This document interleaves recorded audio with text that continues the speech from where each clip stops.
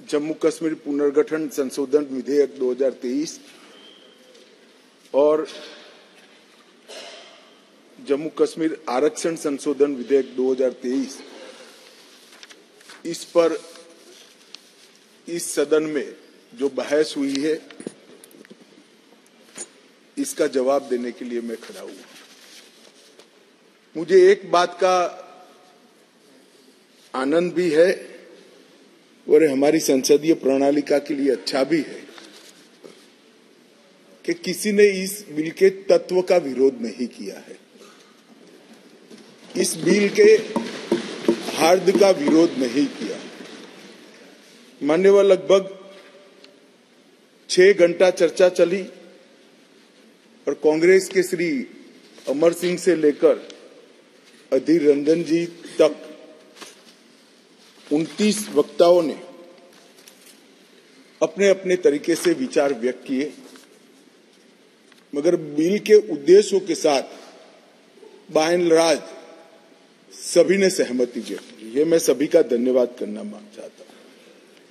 माननीय अध्यक्ष जी, मैं जो बिल लेकर आया हूं, जो विधेयक लेकर इस महान सदन की सहमति प्राप्त करने के लिए मैं खड़ा हुआ हूं,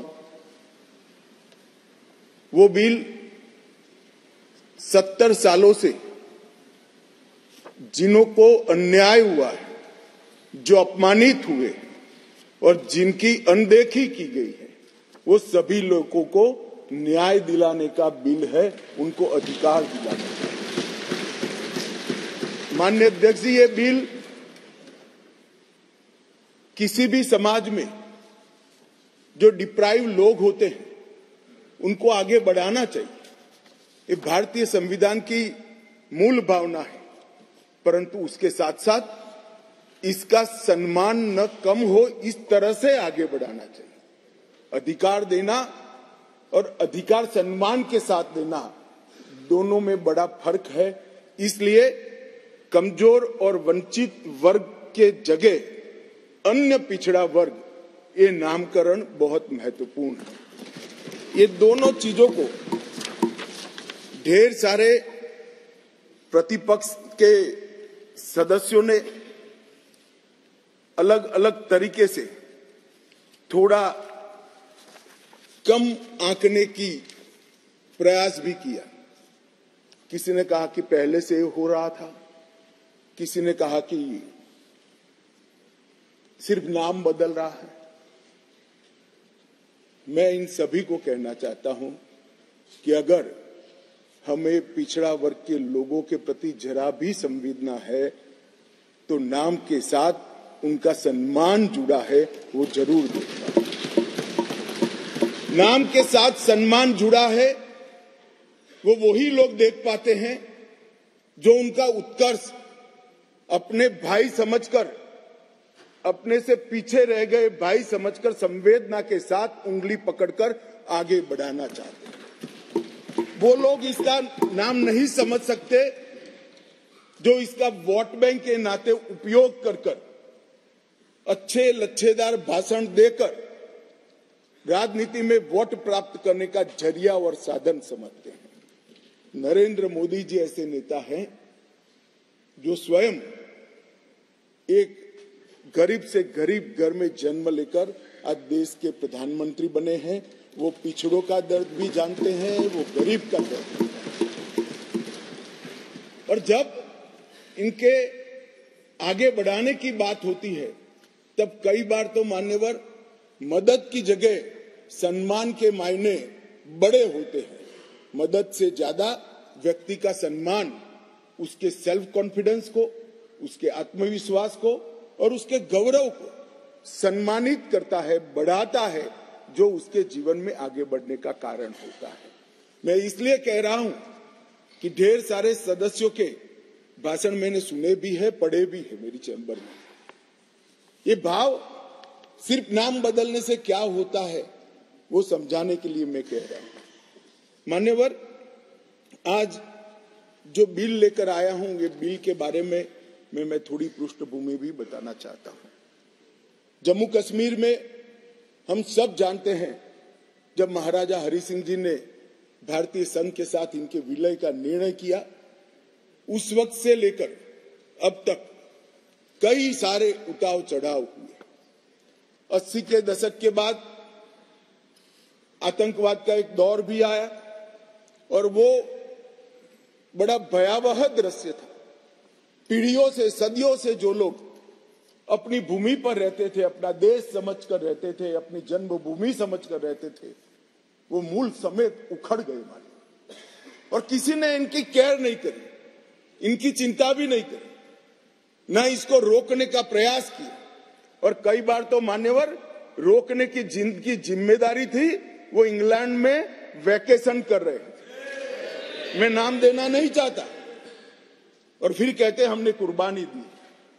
आपकी कुर्बानी आंख माथों पर अगर दी है तो, मगर सटीक काम और सटीक उपाय और शक्ति के साथ वोट बैंक की राजनीति के बगैर उस वक्त उसको आतंकवाद को उगता हुआ खत्म करते तो आज उनको अपना प्रदेश छोड़ने की जरूरत ही नहीं पड़ती, ना मुझे बिल लेकर आज सदन के सामने आना पड़ा। मान्यवर, जब ये विस्थापित हुए तब देश के अन्य हिस्सों में, अपने ही देश में शरणार्थी बनकर उनको जाना पड़ा। दिल्ली, बेंगलुरु, पुणे, अहमदाबाद, चेन्नई, न जाने कहां कहां गए। लगभग वर्तमान के आंकड़ों के अनुसार 46,631 परिवार और 1,57,967 लोग अपने ही देश में विस्थापित हो गए। और इस तरह से विस्थापित हुए कि उनकी जड़ें ही अपने खुद के देश से, अपने खुद के प्रदेश से, अपने खुद के वतन से उखड़ कर रह गई। ये बिल उनको अधिकार देने का है, ये बिल उनको प्रतिनिधित्व देने का है। मान्यवर, कश्मीर के लिए एक प्रकार से 3 युद्ध हुए। 47 में पाकिस्तान ने कबालियों के नाम से आक्रमण किया। इसमें लगभग 31,779 परिवार पाक अधिकृत जम्मू कश्मीर से जम्मू कश्मीर में विस्थापित हुए। इनमें से 26,319 परिवार जम्मू कश्मीर में और 5,460 परिवार देश भर में फैल गए। वो पाकिस्तान के हमले के शिकार थे। इसके अतिरिक्त 1965 और 1971 में भी युद्ध हुए, उसमें और 10,065 परिवार विस्थापित हुए और कुल मिलाकर 48, 65 और 71 ये तीनों युद्धों में मान्यवर 41,844 परिवार विस्थापित हुए। ये विस्थापितों की स्थिति के बारे में मैं बाद में बात करता हूं, परंतु ये बिल है वो उनको अधिकार देने का बिल है, ये बिल उनको प्रतिनिधित्व देने का बिल है। आज वो लोग ऐसी स्थिति में नहीं है कि वो चुनाव लड़कर वहां की असेंबली में बैठ पाए। जो कहते हैं क्या हुआ धारा 370, कहां हुआ 5 और 6 अगस्त 2019 में ये हुआ कि इनकी सालों से न सुनने वाली आवाज नरेंद्र मोदी जी ने सुनी और आज उनको अधिकार मिला। मान्यवर, जिस 5 और 6 अगस्त का बिल 2019 का कुछ लोगों को जूते में पड़े कंकर की तरह खटकता है, उनको मैं बताना चाहता हूं, इसी बिल का हिस्सा था न्यायिक डिलिमिटेशन। ये एक शब्द नहीं है, 2 शब्द जोड़कर बना है, क्योंकि पहले जो डिलिमिटेशन हुआ था वो इस तरह से था, एक कॉन्स्टिट्यूएंसी यहां बनी है और दूसरा ये वो कॉन्स्टिट्यूएंसी का हिस्सा 15 किलोमीटर दूर है। क्यों? क्योंकि मुझे चुनाव जीतना है। इस तरह से डिलिमिटेशन हुआ। ये डिलिमिटेशन के सामने मैंने जानबूझकर एज ए लेजिस्लेटर न्यायिक डिलिमिटेशन लिखा था, वो आज मैं सदन को बताऊं। डिलिमिटेशन कमीशन, डिलिमिटेशन और डिमार्केटेड असेंबलीज ये लोकतंत्र का मूल, जनप्रतिनिधि को चुनने की इकाई तय करने की प्रक्रिया है। असेंबली जो बनती है वहीं से मतदाता अपना प्रतिनिधि विधानसभा में भेजते हैं।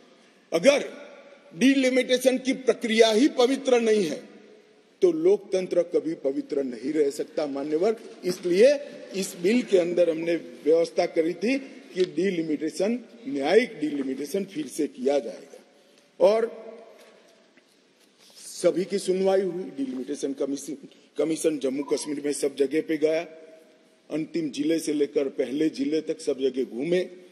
कई समुदायों के प्रतिनिधियों ने इनको आवेदन पत्र दिए थे, पाक ऑक्यूपाई कश्मीर से आए हुए लोगों ने भी दिए थे और कश्मीर घाटी से भागकर जम्मू में शरण लेने वाले लोगों ने और कश्मीर घाटी से भागकर देश भर में फैले हुए कश्मीरियों ने भी आवेदन दिए थे कि हमारा प्रतिनिधित्व का कोई डिलिमिटेशन कमीशन संज्ञान ले।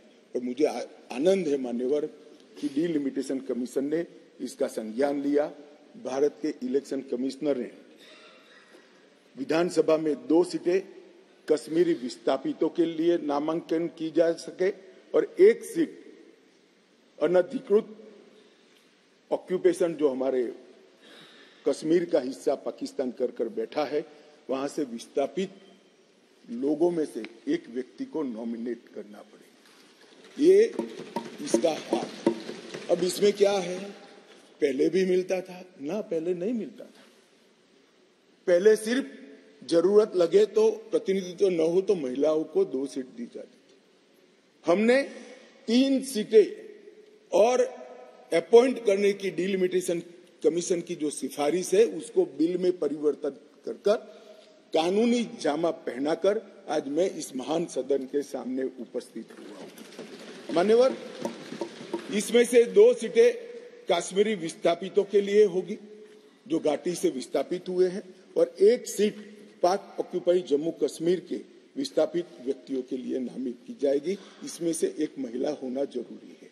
इस प्रकार का एक कानूनी सुधार लेकर आज मैं यहां पर हुआ है। डिलिमिटेशन कमीशन के इतिहास में पहली बार 9 सीटें शेड्यूल्ड ट्राइब के लिए आरक्षित की गई है और एसटी के लिए 9 सीटें और अनुसूचित जाति और जनजाति के लिए 20 सीटों का आरक्षण की व्यवस्था करे है। नई जो स्कीम बनी है उसमें जम्मू में पहले 37 सीटें थी, 37 सीटें थी। ये भी न्याय का सवाल है। जम्मू में पहले 37 सीटें थी, अब 43 हुई है, 43 हुई है। कश्मीर में पहले 46 थी, अब 47 हुई है और पाक ऑक्यूपाई कश्मीर की 24 सीटें, क्योंकि वो हमारा है, हमने रिजर्व रखी है मान्यवर, 24 सीटों को। इस तरह से पहले 107 सीटें जम्मू कश्मीर विधानसभा में थी, अब 114 सीटें हुई है। पहले 2 नॉमिनेटेड मेंबर हुआ करते थे, अब 5 नॉमिनेटेड मेंबर मान्यवर इसमें होंगे। जम्मू कश्मीर के कानून के हिसाब से 2 महिलाओं को राज्यपाल द्वारा मनोनीत किया जाता है और धारा 15 के अनुसार किया जाता है। और अब इसमें कश्मीरी प्रवासियों में से 2, जिसमें से 1 महिला, और पाक ऑक्यूपाई कश्मीर से 1 नामांकन किया जाएगा। मान्यवर, ये इसलिए संभव हुआ है कि 5 और 6 अगस्त को ये ऐतिहासिक बिल नरेंद्र भाई ने कैबिनेट में पारित किया और इस सदन ने इसको परमिशन दी, इसको मान्यता दी और धारा 370 चली गई। इसी का हिस्सा था ये डिलिमिटेशन कमीशन। मान्यवर, सुरक्षा का परिदृश्य में इस पर बाद में बात करूंगा। ढेर सारे सदस्यों ने इसकी चिंता भी व्यक्त की है, मैं भी चिंतित हूं, परंतु क्या हुआ है वो बताना ये मेरा फर्ज है, क्योंकि एक ओर से रिकॉर्ड पर चीजें आ गई है तो मुझे जवाब तो जरूर उसका देना पड़ेगा। और आज जो धारा 370 हटने के बाद क्या विकास हुआ, आतंकवाद तो अब भी चल रहा है, कश्मीरियत का कितना नुकसान हुआ, ये सारी चीजों के जवाब मैं बहुत डिटेल मान्यवर दूंगा। और ये दोनों जो संशोधन है वो संशोधन आने वाले दिनों में इतिहास इस सदन के इस प्रयास को और सदन के आशीर्वाद को हर कश्मीरी जो प्रताड़ित है वो याद रखेगा, हर कश्मीरी जो पिछड़ा है वो याद रखेगा कि नरेंद्र मोदी सरकार ने 70 साल से दर दर की ठोकरें खाने वाले भटकते हुए अपने ही देश के भाइयों बहनों को न्याय दिलाने के लिए उनको 2 सीटें का रिजर्वेशन दिया और अपना देश छोड़कर पाक ऑक्यूपाई कश्मीर से यहाँ शरणार्थी बने हुए लोगों को रिजर्वेशन दिया और जो डिप्राइव थे उनको कमजोर लोग ऐसे अपमानित करने वाले शब्द की जगह पिछड़ा वर्ग का संवैधानिक शब्द इनके लिए रखकर आज ये बिल लगभग आए। इन्होंने क्या कहा, कई सदस्यों ने पूछा कि क्या हुआ है इनके लिए, विस्थापितों के लिए क्या हुआ है, रिजर्वेशन देने से क्या होगा। रिजर्वेशन देने से उनकी आवाज कश्मीर की विधानसभा में गूंजेगी और फिर कोई ऐसी स्थिति करना जाएगा तो नहीं रोकेंगे वो, क्योंकि उनकी आवाज वहां। मान्यवर, इसके अलावे 5,675 कश्मीरी विस्थापित परिवार आज रोजगार पैकेज का फायदा उठा रहे हैं। ऐसे कर्मचारियों के लिए 6,000 फ्लैट बनाने का प्रोजेक्ट था जो नहीं समाप्त हुआ, 14 से शुरू हुआ, मगर अब राष्ट्रपति शासन डालने के बाद लगभग 880 फ्लैट्स बन गए हैं और उनको हैंडओवर करने की प्रक्रिया चालू है। इनकी ऑनलाइन शिकायत लेकर इसके निवारण का पोर्टल भी मान्यवर शुरू कर दिया गया है। और एक बहुत महत्वपूर्ण कानून, जो लोग कहते हैं, मैं कश्मीर के जो सांसद बैठे हैं उनको विशेष रूप से कहना चाहता हूं, क्या हुआ जो कहते हैं इनको बताना चाहता हूं। मान्यवर, जब आतंकवाद चालू हुआ, निशाना बनाकर सबको भगाना शुरू हुआ, घड़ियाली आंसू बहाने वाले तो मैंने बहुत देखे, शब्दों से अच्छे तरीके से सांत्वना देने वाले मैंने बहुत नेता देखे हैं, मगर नरेंद्र मोदी एकमात्र व्यक्ति ऐसा है जिन्होंने इनके आंसू साच अर्थ में पोंछने का काम किया। मान्यवर, उनकी पीड़ा का हम कल्पना नहीं कर सकते, जो करोड़ों रुपए का प्रॉपर्टी वहां छोड़कर जान बचाने के लिए कहीं बेंगलुरु, कहीं अहमदाबाद, कहीं दिल्ली, कहीं जम्मू में जाकर कैंप में रहे हैं, अपने स्तर से बहुत नीचे जीवन जी रहे हैं। इनकी पीड़ा की कल्पना हम नहीं कर सकते बाकी के देश के हिस्से में रहकर, मगर जब वहां से भागे वो, करोड़ों रुपए की संपत्ति किसी ने कब्जा ली। कब्जा लेने के बाद कहा कि अब तुझे कुछ नहीं मिलेगा, मैं जो देता हूं वो ले लो। औने पौने दाम में करोड़ों रुपए की संपत्ति एक प्रकार से छीन ली गई और प्रशासन चुपचाप बैठा, कोई कदम नहीं उठाए। और मान्यवर, हमने इसका रास्ता ढूंढा, नया कानून बनाया और वो रिट्रोस्पेक्टिव इफेक्ट से उनको वापस देने का काम भारतीय जनता पार्टी की नरेंद्र मोदी सरकार। ये पूछते हैं क्या हुआ था वो भी बताया और अब क्या हुआ वो भी बताया। और बहुत बोले हो, धैर्य रखना सुनने का, आज जरा धैर्य रखकर सुनना। और मेरा निवेदन है, जितने बैठे कम ही बैठे हैं, चले न जाए। मान्यवर, अधिवास प्रमाण पत्र लगभग 1.6 लाख लोगों को अधिवास प्रमाण पत्र देने का काम ये भारतीय जनता पार्टी की सरकार ने। नरेंद्र मोदी जी के प्रधानमंत्री बनने के बाद प्रति व्यक्ति 3250 रुपया और अधिकतम सीमा परिवार में 13,000 रुपया कैश डॉल दिया जाता है इन लोगों को। प्रति व्यक्ति 9 किलो चावल, 2 किलो आटा और 1 किलो मासिक चीनी देने का काम हमारी सरकार करती है माननीय। और पाक ऑक्यूपाई कश्मीर से जो लोग आए थे उनको एक मुश्त 5.5 लाख रुपया एक साथ देने का काम ये नरेंद्र मोदी। जो लोग कहते थे कि क्या हुआ, आप तो मूल से ही कटे हो साहब, मूल के साथ संपर्क ही नहीं, कैसे मालूम पड़ेगा बदलाव क्या हुआ। इंग्लैंड में वैकेशन कर कर जम्मू कश्मीर के बदलाव का अनुभव नहीं कर सकते हो। मान्यवर, हमने दादा बैठो, दादा बैठो। आपको नहीं कह रहा हूं दादा, बैठ जाइए। आप कहां कश्मीरी हो?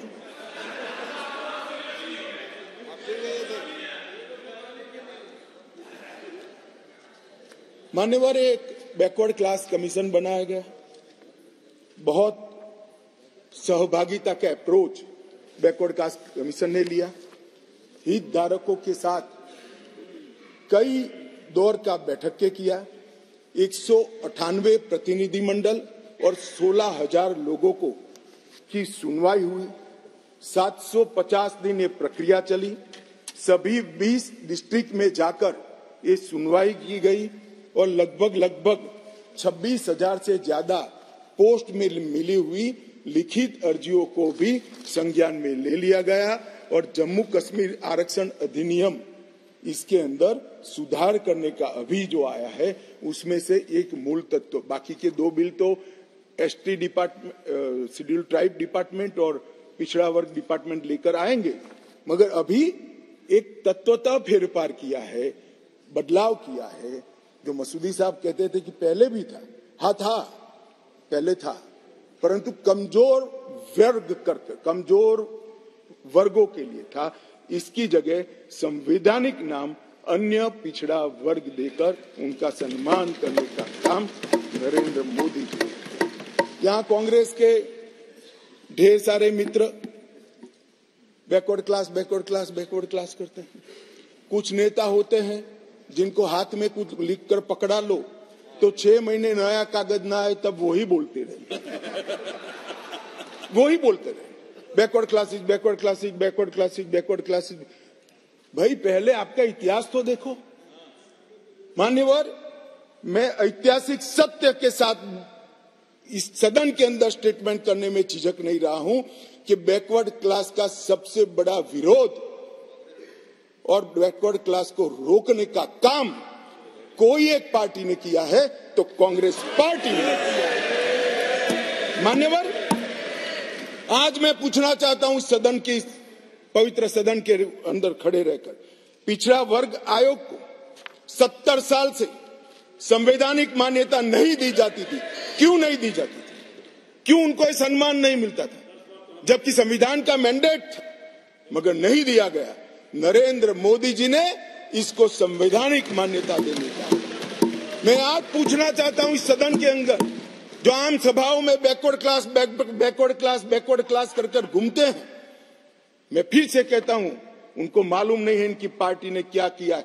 किसने काका साहेब कालेकर कमीशन का रिपोर्ट रोक कर रखा, वो जवाब होना चाहिए। देश की जनता को मालूम पड़ना चाहिए।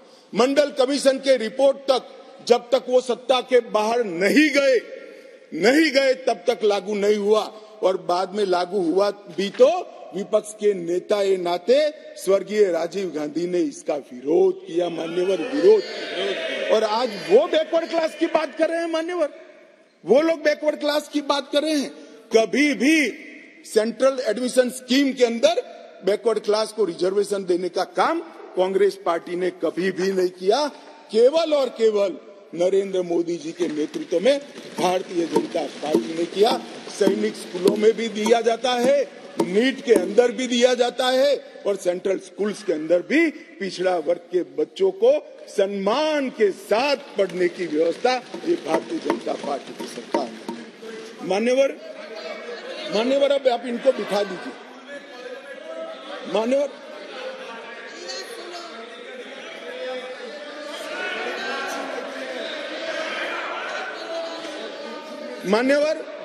अब तक डिप्राइव लोगों की बात करते हैं। अब तक ईडब्ल्यूएस, इकोनॉमी का रूप से पिछड़े लोगों को आरक्षण देने की बात कभी नहीं सोची गई। पहली बार नरेंद्र मोदी जी ने अनारक्षित जातियों के गरीब बच्चों को 10% रिजर्वेशन देने का काम। और मान्यवर, आज ये नामकरण में भिन्नता से क्या होता है इनको मालूम नहीं है। मानो मेरी माँ का नाम कुसुम है मैं उसको कुसुम बोलता हूँ और माँ कहता हूँ। दोनों को बीच में कितना अंतर है वो माँ को ही मालूम पड़ता है और किसी को मालूम नहीं। नाम तो वही है, व्यक्ति वही है, मगर किस भाव से बुलाया जाता है। जब बच्चा माँ कहकर बुलाता है तो जो प्यार और स्नेह और वात्सल्य आता है वो माँ से ही आता है, नाम से नहीं आता है। मान्यवर, ये नहीं समझ पाएंगे। ये भाषा का सुधार नहीं है, ये कंसेप्ट का सुझाव है, नजरिए का सुझाव है और देखने के दृष्टिकोण का सुझाव है जो नरेंद्र मोदी सरकार करेगी।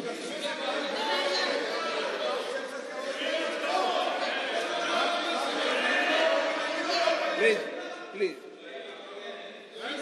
अरे यार अधीर रंजन, मैं एक बात कहता था कि एक नेता लिखा हुआ पढ़ते ही रहते पढ़ते, तुम भी वो स्क्रिप्ट पढ़ने लगे यार। ऐसा मत करो यार अधीर रंजन जी, ऐसा मत करिए। आप माननीय विपक्ष के नेता है, मैं जरा भी पढ़। अरे आपके बारे में नहीं बोल रहे वे, माननीय अधीर रंजन जी आपके बारे में नहीं बोल रहे। प्लीज। मान्यवर, मैं इनको बताना चाहता हूं, आजकल करते करते मेरे 32 साल किसी न किसी सदन में हो गए। मैंने आज तक कभी लिखा हुआ भाषण पढ़ा नहीं। मैं मन की गहराइयों से बोलता हूं। मेरे हाथ में जो कागज होता है आंकड़ों और तथ्यों को रिपेयर करने के लिए होता है, क्योंकि मैं जिम्मेदारी के साथ यहाँ पर।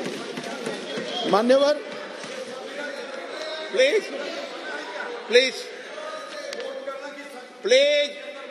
माननीय सदस्य, प्लीज। मान्यवर, ये विधेयक नरेंद्र मोदी सरकार ने, देश के प्रधानमंत्री नरेंद्र मोदी जी ने देश में लाए हुए सैकड़ों सकारात्मक और परिवर्तनकारी प्रगतिशील परिवर्तनों की कड़ी में एक और मोती जोड़ने का काम ये विधेयक करेगा और इसलिए मैं आज इस सदन के आशीर्वाद मांगने आया हूं।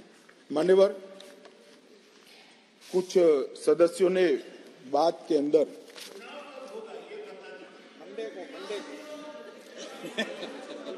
दादा धैर्य से सुनना पड़ेगा, अंत में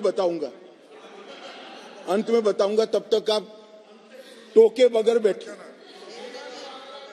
मान्यवर, कुछ कानूनी और संवैधानिक मुद्दे खड़े कर, पहले एक मॉरल बात लाए कि भाई जिस कानून के अंदर आप अमेंडमेंट लेकर आए हो वो कानून ही कोर्ट के सामने चैलेंज में है। मसूदी साहब तो हाई कोर्ट के जज रहे, विद्वान न्यायाधीश रहे हैं, अधिवक्ता अच्छे ही होंगे तभी तो जज बने होंगे। मैं उनको कहना चाहता हूं, धारा 370 भी काफी साल तक चैलेंज में रही, क्यों नहीं रोका उसको? जब चैलेंज में थी तो धारा 370 को क्यों नहीं रोका गया? और आज आपको कानून की मर्यादाएं याद आ रही है। फिर भी मैं स्पष्टता करना चाहता हूं, आपकी ही पिटीशन है, आप पिटीशनर हो। इस पर स्टे मांगा गया था, स्टे पर बहस हुई, न्यायाधीशों ने सुनवाई करके स्टे देने से इनकार किया। स्टे देने से इनकार किया। मैं बहुत रिस्पॉन्सिबिलिटी के साथ यहां बोल रहा हूं, कोई स्टे नहीं है। कहा कि हम समाज करेंगे, एडमिट किया, जो एडमिट खुद ही होता है कि नहीं, एडमिट होने से कुछ नहीं होता, स्टे करना पड़ता है, ऑर्डर में स्टे करना पड़ता। मान्यवर, जब तक आप तो जज रहे साहब, ऊपर वाले से तो डरिए, फारूक साहब से इतना मत डरिए। मान्यवर, पिटीशन एडमिट होने से को डराता नहीं, फिर भी डरते हैं, बोलिए। मेरा काम डराना नहीं, आप लोगों का काम है डराना, हम डराते हैं। मान्यवर कहा है उसका जवाब मैं आपके बाद दूंगा। नहीं दे सकते आप, नियमों के अनुसार नहीं दे सकते। मान्यवर, जब कोई भी पिटीशन सुप्रीम कोर्ट के सामने जाता है, अगर सुप्रीम कोर्ट उसको स्टे नहीं देता है तो तब तक यथास्थिति बनती है, और यथास्थिति ये है कि राष्ट्रपति महोदय ने इसको कानून को बनाने का काम पूर्ण कर दिया है, ये यथास्थिति है। इसके लिए मैं इसके अंदर अमेंडमेंट लेकर किसी भी समय पर आ सकता हूं। और ये जो है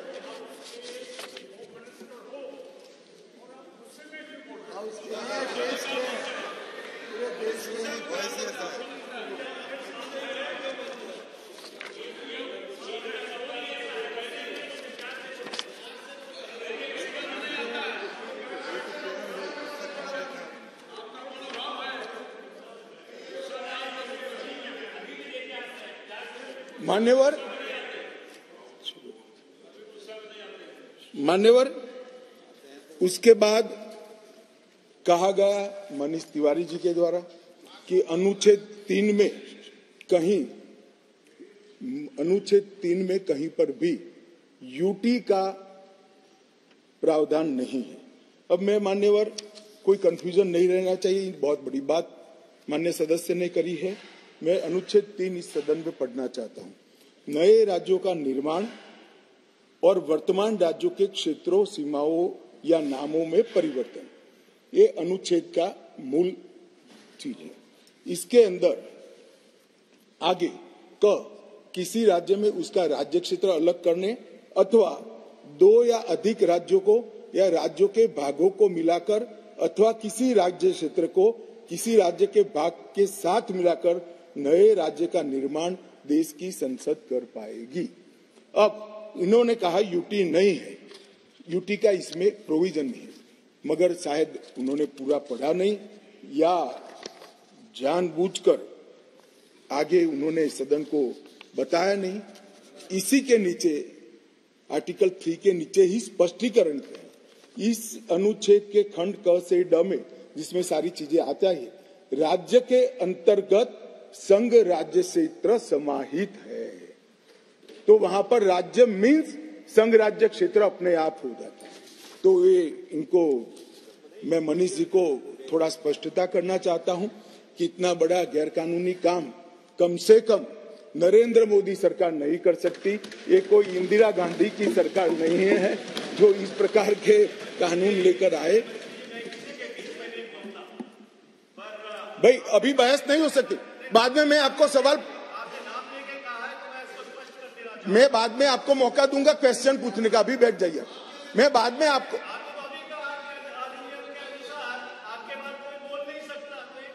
नहीं मगर प्रश्न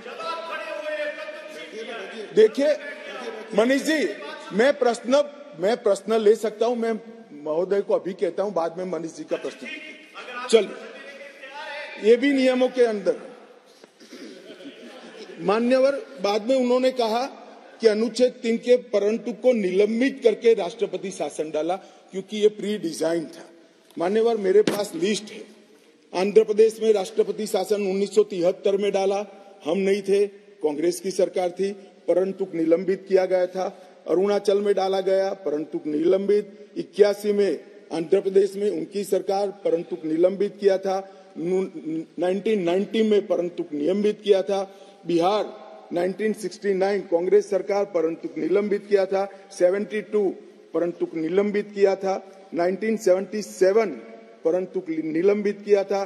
69 बिहार, फिर गोवा 1990 परंतु निलंबित था। 1990 परंतु मेरे पास लगभग 27 राज्यों के 70 से ज्यादा है, एक में भी वो परंतु निलंबित करे बगैर राष्ट्रपति शासन नहीं डाला गया है।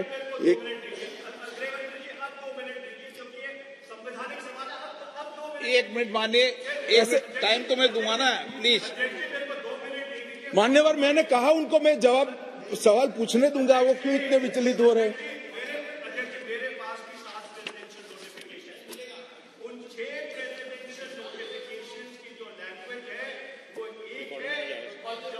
के प्रेसिडेंशियल नोटिफिकेशन की लैंग्वेज अलग है। मैं आपको अभी डेमोन्स्ट्रेट कर सकता हूं, मैं अभी पढ़ के सुनाता हूं, इस पर बहस ही नहीं है, लैंग्वेज क्या है?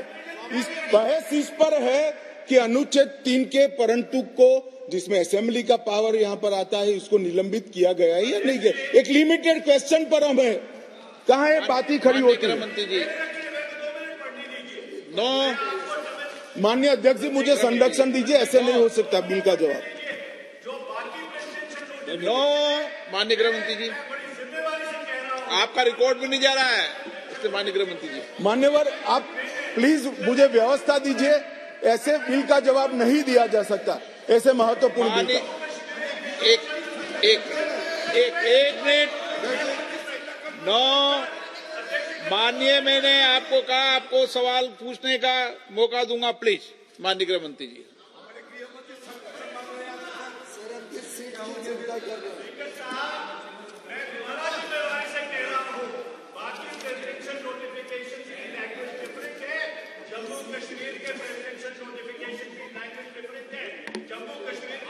आप प्लीज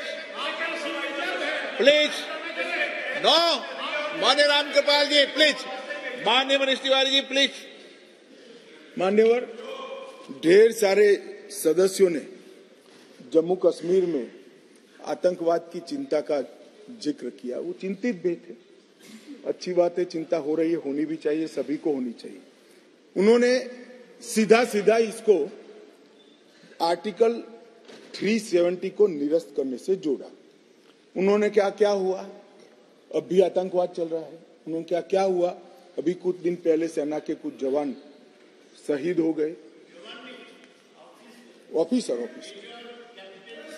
प्लीज, ऑफिसर जवान शहीद हो गए, कुछ घटनाएं भी हुई। मान्यवर, किसी ने भी नहीं कहा था कि आर्टिकल 370 जाने के बाद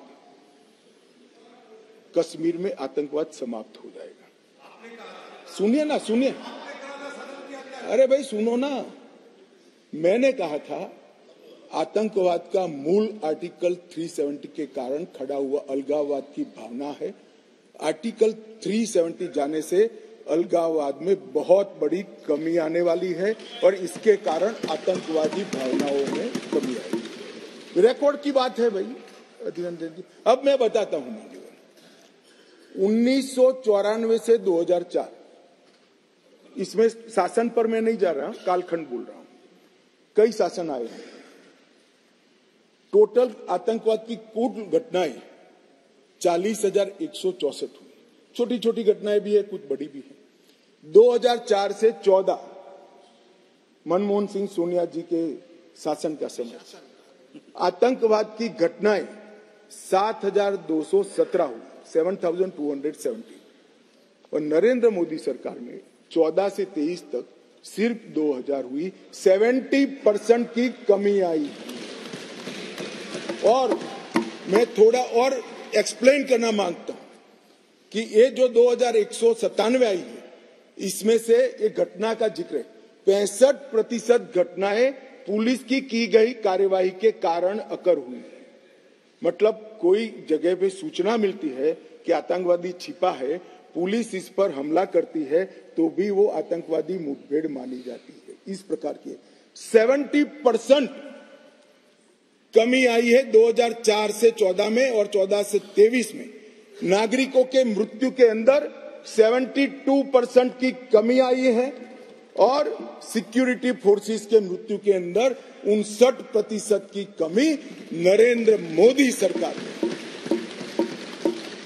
इसलिए मैं कहता हूं, मैं ठीक ही कहता था, अलगाववाद की भावना का मूल, उसका उद्भव स्थान आर्टिकल 370 है, वो जाएगा, अलगाववाद की भावना भी over a period of time खत्म होगी और आतंकवाद भी खत्म। और कल पथराव की बात करते, मैंने 2 साल लिए हैं साहब। 2010 2654 पथराव की घटनाएं हुई थी 2010 में। 2023 में 0, एक भी पथराववाद नहीं। ऑर्गेनाइज हड़ताल, जो कॉल देकर पाकिस्तान से कॉल देते थे इनके आका, और कश्मीर की वैली और जम्मू बंद हो जाते थे। 132 ऑर्गेनाइज हड़तालें हुई थी 2023 में, एक भी हड़ताल नहीं, एक भी बंद। मान्यवर, पथराव में नागरिकों की मृत्यु 2010 में 112 हुई थी, 23 में क्योंकि पथराव ही नहीं हुआ है, नो इंजर्ड नो डेथ। मान्यवर, सिक्योरिटी फोर्सेस पथराव के कारण 6,235 हुए थे इंजर्ड सिक्योरिटी फोर्सेस, और इस बार क्योंकि पथराव ही नहीं हुआ है, 0 इंजर्ड है। क्या बदलाव हुआ है? इनको मैं कहता हूं क्या बदलाव हुआ है? अरे इसी सदन में रहकर सारी मर्यादाएं तोड़कर अगर धारा 370 खत्म हुई तो खून की नदियां बह जाएगी कहते थे। खून की नदियां छोड़ो, कंकर चलाने की हिम्मत नहीं है किसी की। इस तरह की व्यवस्था भारतीय जनता पार्टी।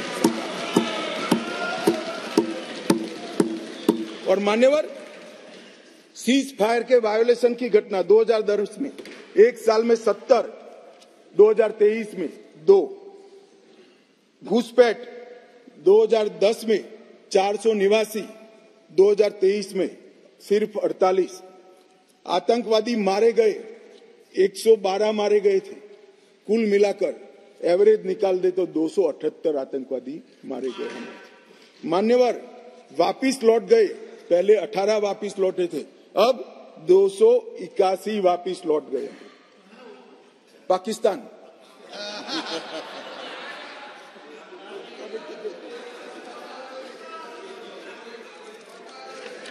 मान्यवर, और वो ऐसे ही नहीं हुआ है।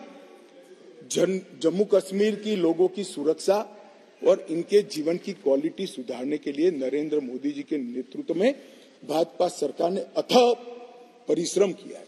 मान्यवर, गृह मंत्रालय हर माह यहां पर सिक्योरिटी रिव्यू करता है और हर 3 माह में मैं वहां जाकर सिक्योरिटी रिव्यू करता हूं। मान्यवर, एक 0 टेरर प्लान बनाया गया है जिसको हमने इम्प्लीमेंटेशन में लाया है। 3 साल से वो प्लान एक्शन में है। मुझे पूरा भरोसा है मान्यवर कि 24 के बाद फिर से मोदी जी आने वाले हैं।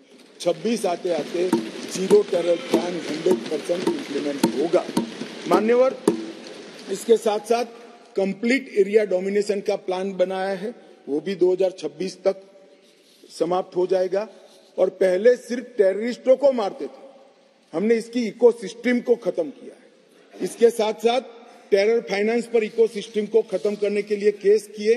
एनआईए ने 32 केस किए, जिसमें कुछ पार्टियां बड़ा अरण्य रुदन कर रही है, हाय तौबा कर रही है। क्यों केस हो रहे हैं? क्यों इसलिए केस हो रहे हैं कि पाकिस्तान से पैसा आ रहा है, ये परमिटेड नहीं है, ये नरेंद्र मोदी सरकार है, ये नहीं चाहिए।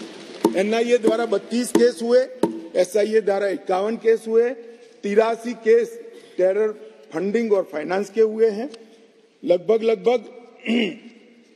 229 अरेस्ट हुए हैं। 150 करोड़ की मूल्य की 57 प्रॉपर्टी को सीज कर नीलामी के लिए कोर्ट के सामने दस्तावेज रख दिए गए और 134 बैंक अकाउंट सील किए, जिसमें 122 करोड़ रुपया सीज हुआ है और 5.5 करोड़ रुपया कैश हुए। और मान्यवर कहते थे क्या फर्क पड़ा है? अब्दुल्ला साहब बैठे थे।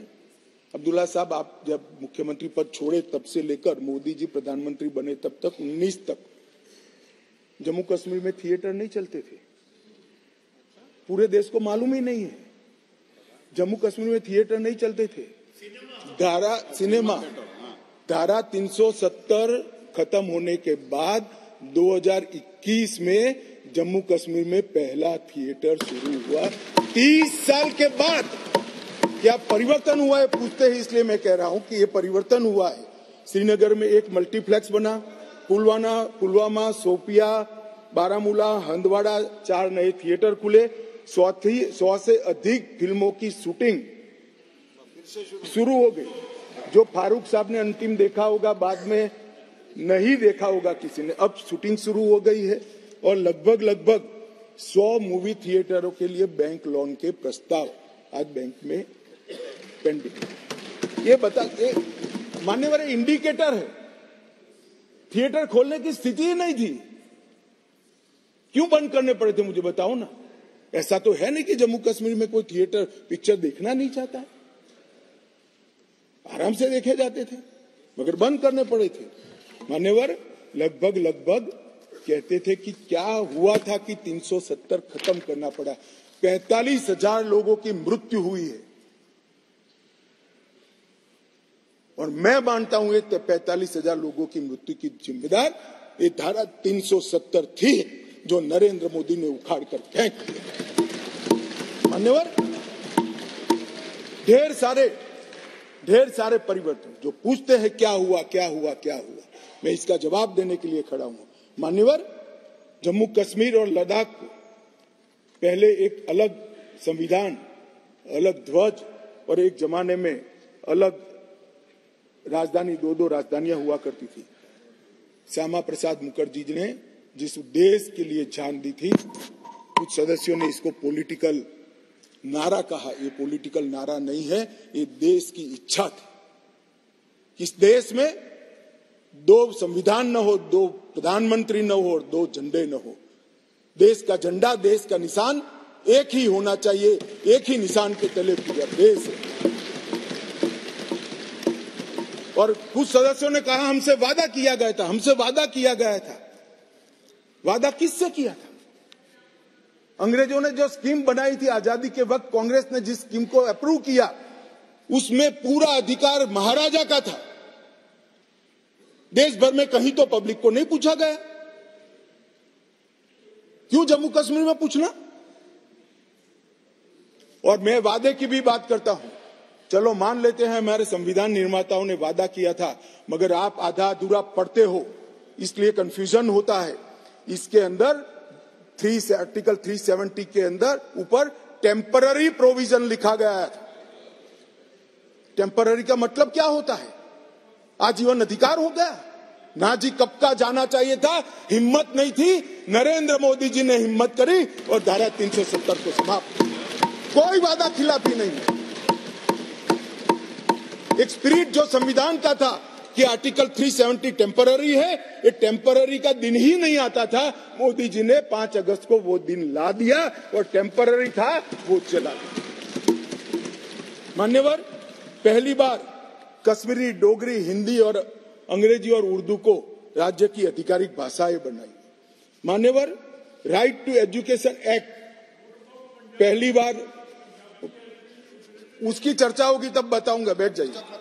भूमि अधिग्रहण और मुआवजे का कानून, forest right act, SC ST prevention atrocity act, whistle blower protection act, juvenile justice act और अल्पसंख्यक आयोग अधिनियम 1992 ये रोक कर रखे थे, वो अब लागू हो गए।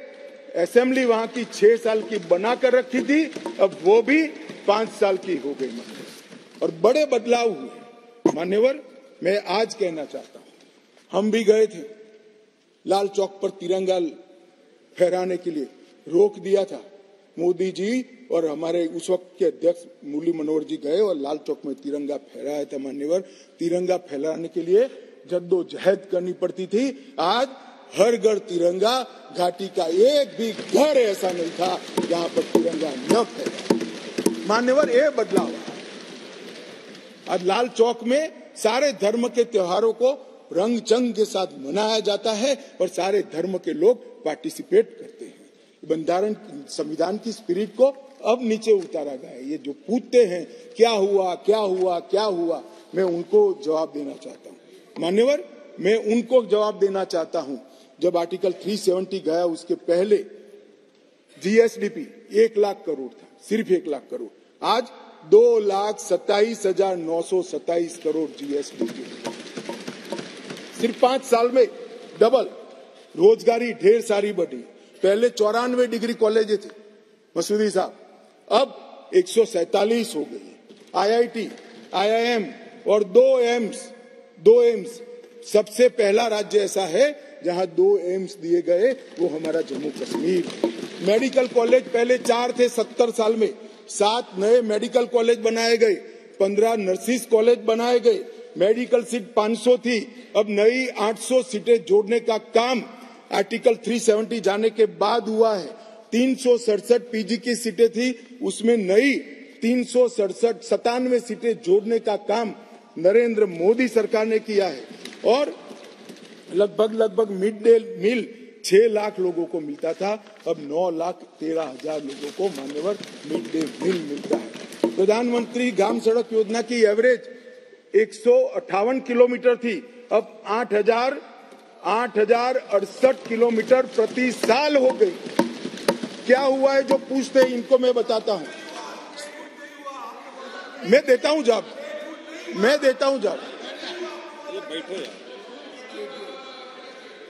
मान्यवर, स्मार्ट सिटी मिशन पहले था ही नहीं, अब 173 काम हुए हैं।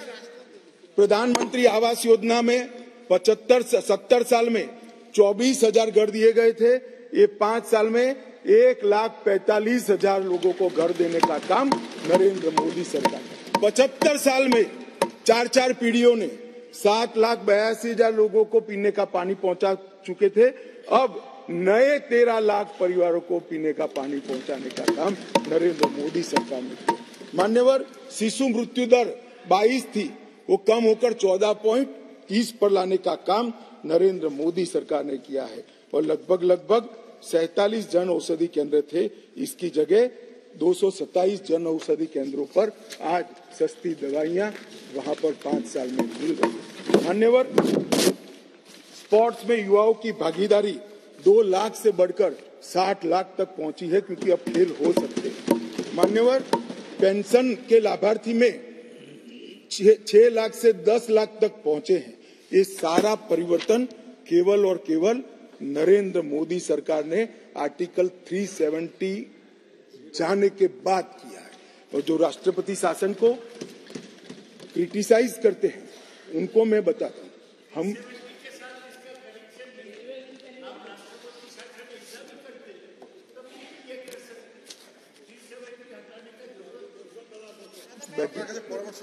दादा, आप कई बार बंगाल में पहुंच जाते हो, यहाँ बैठे हुए। 370 के कारण आतंकवाद घटा है। आतंकवाद जाने के कारण, कम होने के कारण वहां अच्छा वातावरण हुआ है। इसी के कारण ये सब डेवलपमेंट हुआ है, वरना IIM न होता, न एम्स होता, कुछ न होता। आप नहीं समझ पाओगे।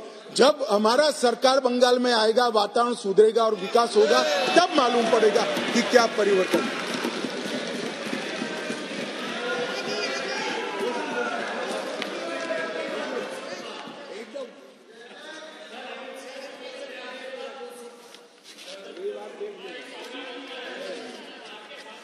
मान्यवर, प्रेमचंद्रन जी ने यहां से किसी सदस्य ने कहा, एक शब्द प्रयोग पर बहुत बड़ी आपत्ति की।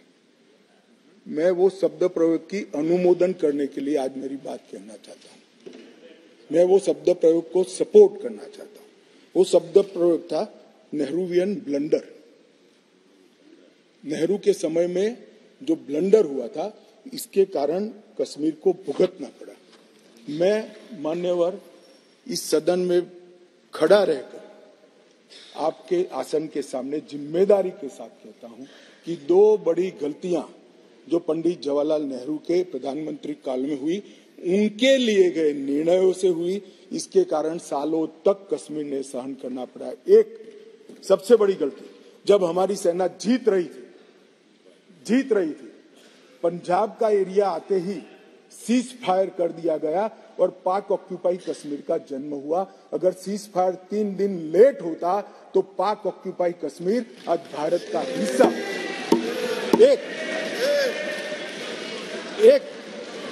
ये चर्चा में करेंगे उस दिन, बैठ जाओ।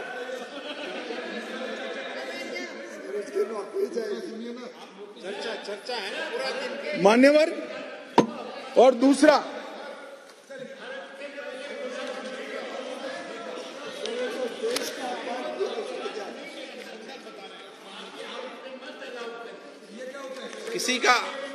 किसी का अपमान नहीं करे, संदर्भ बता रहे हो तो हिस्टोरिकल फैक्ट है। बैठ जाइए। उस समय हमारी देश में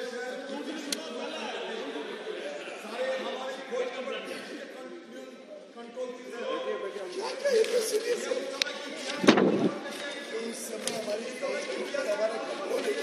नहीं तो आपको कैसे मालूम हुआ इस वक्त का? मान्यवर, अभी तो एक ही का है, दूसरा तो सुने। उसका कंट्रोल नहीं था। बैठ जाओ। मेरा जन्म नहीं हुआ था।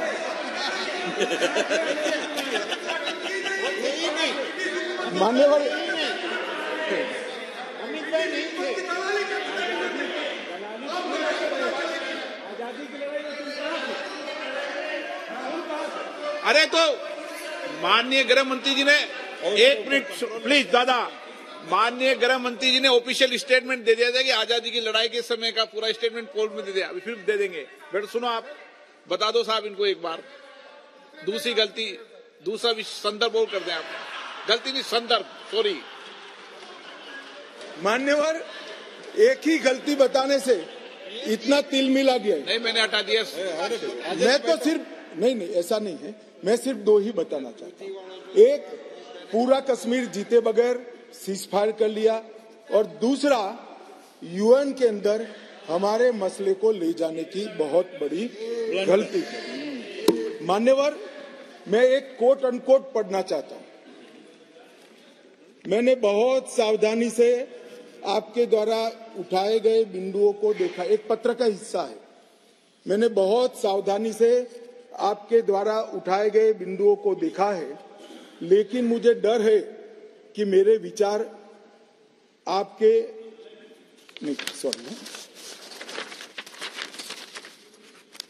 यूनाइटेड नेशन के अनुभव के बाद, मान्यवर, यूनाइटेड नेशन के अनुभव के बाद मैं इस निष्कर्ष पर पहुंचा हूं कि वहां से कुछ संतोषजनक नतीजे की उम्मीद नहीं की जा सकती। मुझे यह एक अच्छा फैसला लगा, इनटू ब्रैकेट सीज फायर, मुझे यह एक अच्छा फैसला लगा, लेकिन इस मसले को ठीक से नहीं निपटा गया। हम सीज फायर और विचार करके कुछ बेहतर मार्ग निकाल सकते थे। मुझे लगता है कि भूतकाल में हमसे द्वारा की गई गलती है। इसमें आपत्ति है? नहीं कर सकते, स्वयं जवाहरलाल नेहरू ने कहा है। अब मुझे क्या कह रहे हो? नेहरू ने स्वयं कहा है। मैं रेफरेंस भी दे देता हूं। Nehru memorial museum and library, Jawaharlal Nehru collection, JNSG 143 के अंदर स्वयं जवाहरलाल नेहरू का शेख अब्दुल्ला जी को लिखा हुआ पत्र की मेरी गलती थी। मैं साहब किसी को कोट नहीं कर रहा।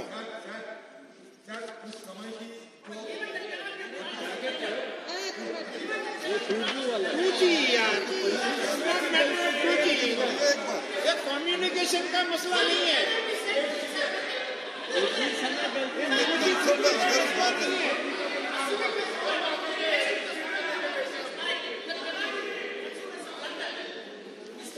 मान्यवर मिस्टेक बोल रहे उसको बड़ा कांड हो गया, देश की भूमि पे किसी को लगता है सिर्फ मिस्टेक है। मान्यवर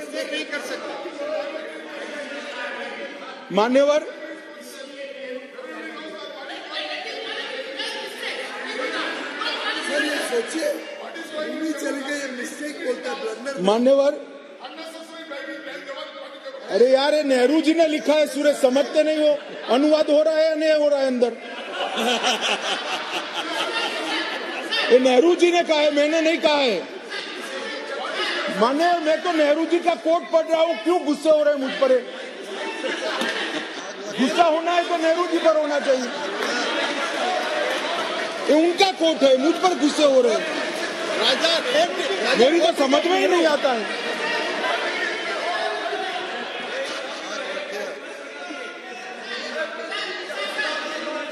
मान्यवर, ये खामखा मुझ पर गुस्से हो रहे हैं। मैंने जो पढ़ा है वो नेहरू जी ने स्वयं शेख अब्दुल्ला जी को लिखा हुआ है, और गुस्से होना है तो जवाहरलाल नेहरू जी पर उनको होना चाहिए।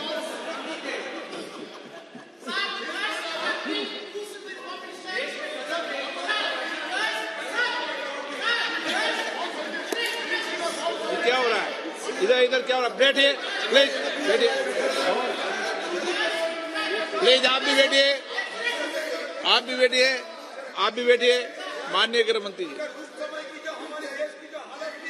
सप्ताह झगड़ा निपट ले, ये राजा बोलेगा या गोगोई बोलेगा, कौन सा जी बोलेगा वो निपट ले, फिर उनको अनुमति देना।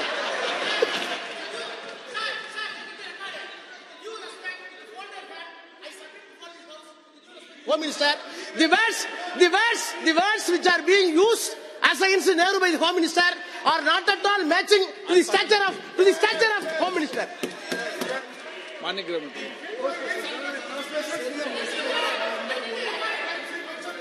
ओके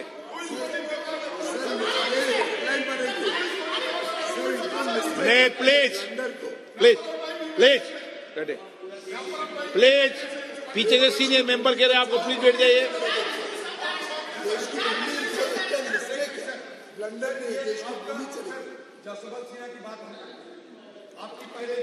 आपने बोल लिया था ना जसवंत सिन्हा जी का विषय ऐसे नहीं होता है जवाब आपने बोल लिया था प्लीज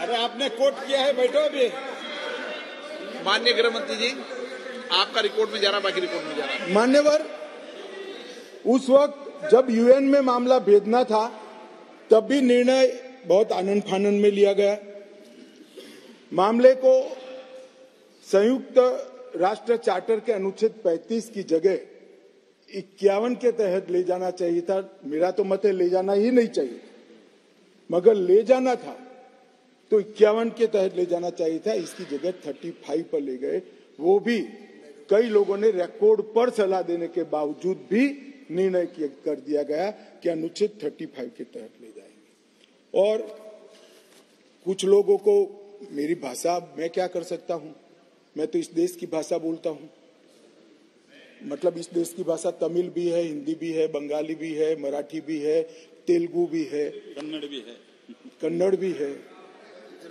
तो गुजराती भी कोई बोल सकता है आप तमिल में भी बोल सकते हो मगर मैं हिंदी में बोलता हूं आप अनुवाद ध्यान से सुनते नहीं हो मैंने जो कुछ पढ़ा वो जवाहरलाल नेहरू जी ने लिखा है और नेहरू जी ने उसको थोड़ा कम कर किया है कि ये मेरी मिस्टेक थी मिस्टेक नहीं थी ब्लंडर था इस देश की इतनी जमीन चली गई इस देश की इतनी भूमि चली गई वो ब्लंडर था ऐतिहासिक ब्लंडर था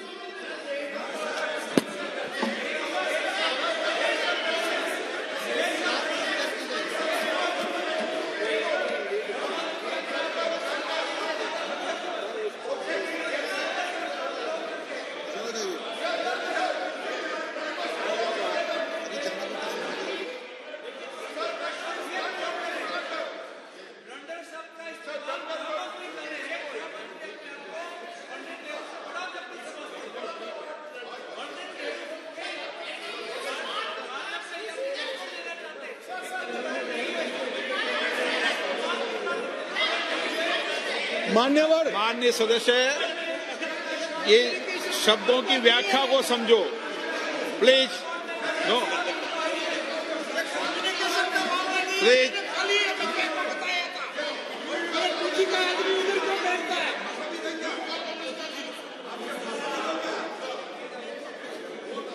मान्यवर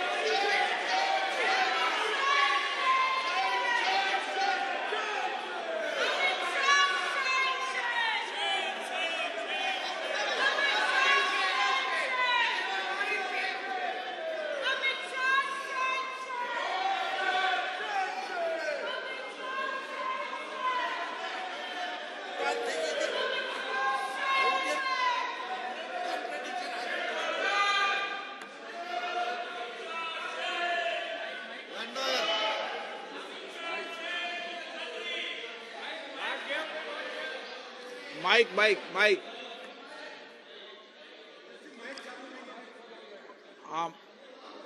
आप बोलिए। और एक क्षेत्र में ब्लंडर का शब्द का प्रयोग किया गया है, वो भी जवाहरलाल नेहरू जी के क्षेत्र में, वो है हिमालयन ब्लंडर।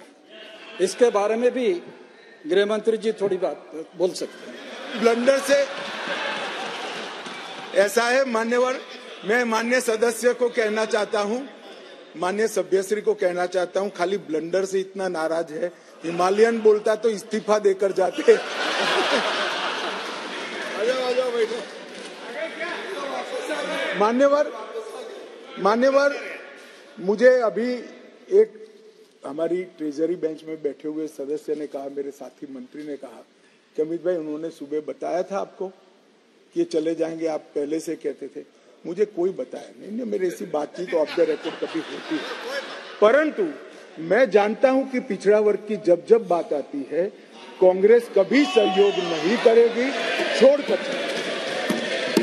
इसलिए मुझे यहां तक विश्वास था कि पिछड़ा वर्ग को सम्मान देने की बात में कांग्रेस वोट दे ही नहीं सकती, देने की ना उनको परमिशन है, ना उनको मैंडेट है, ना उनको इच्छा है, इसलिए वो चलेगी। माननीय प्रधानमंत्री जी ने 2014 में 80,000 करोड़ की लागत से 63 परियोजना, जो अब तक 70 साल तक कश्मीर को इग्नोर किया गया और समग्रता से कश्मीर के विकास के लिए बिजली, इंफ्रास्ट्रक्चर के प्रोजेक्ट, इरिगेशन, एजुकेशन, मेडिकल सुविधाएं, ये सभी चीजों को समाहित करती हुई 63 परियोजना 80,000 करोड़ की लागत से बनाई।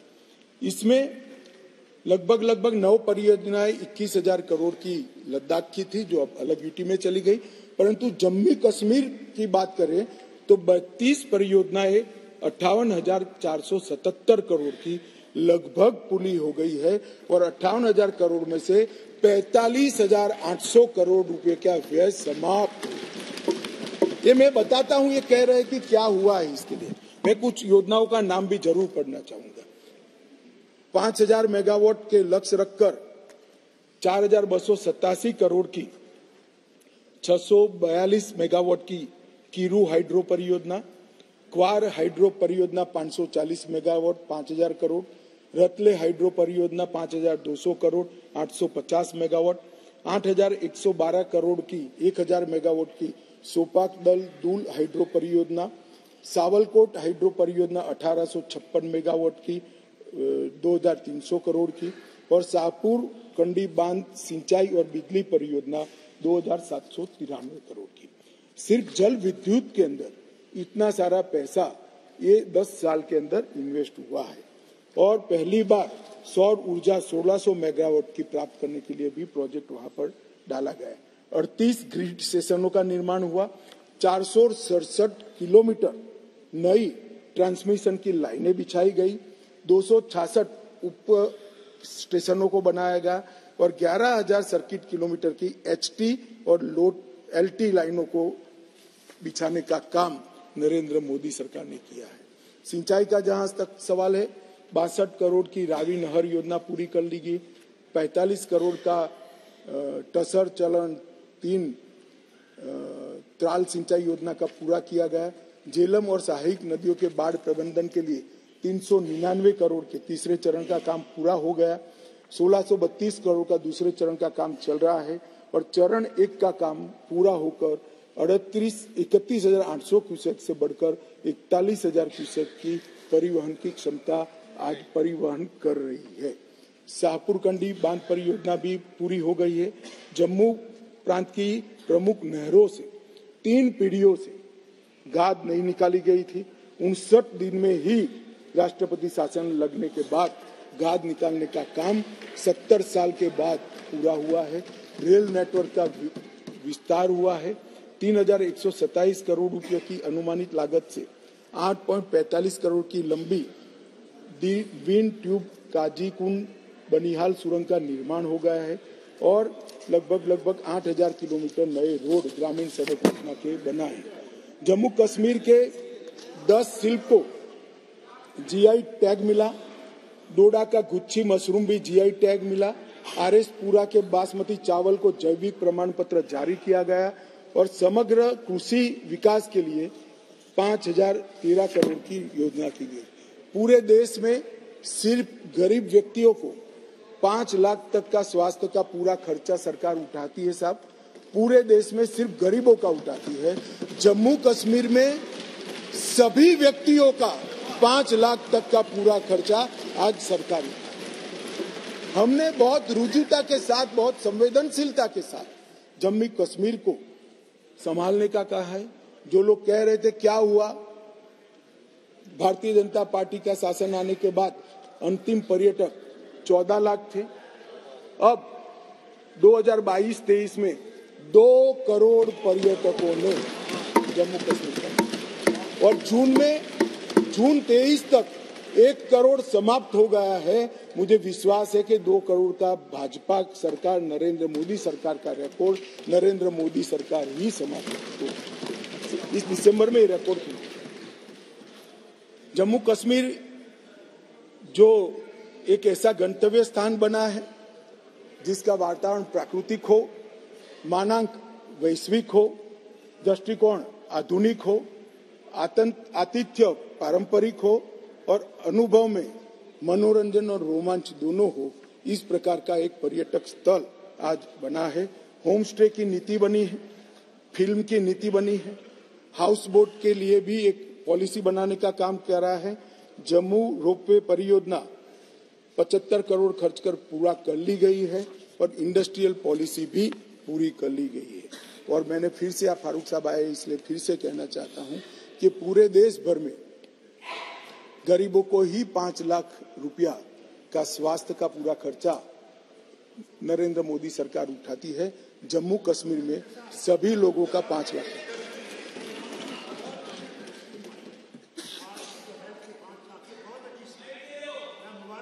धन्यवाद। धन्यवाद साहब, धन्यवाद।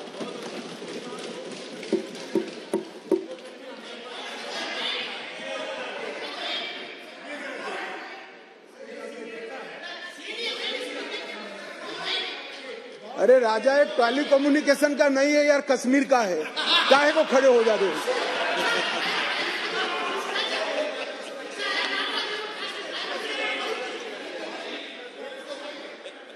They are refusing to take it because they say हमें पैसा इसकी तरफ देख के मेहरबानी कर।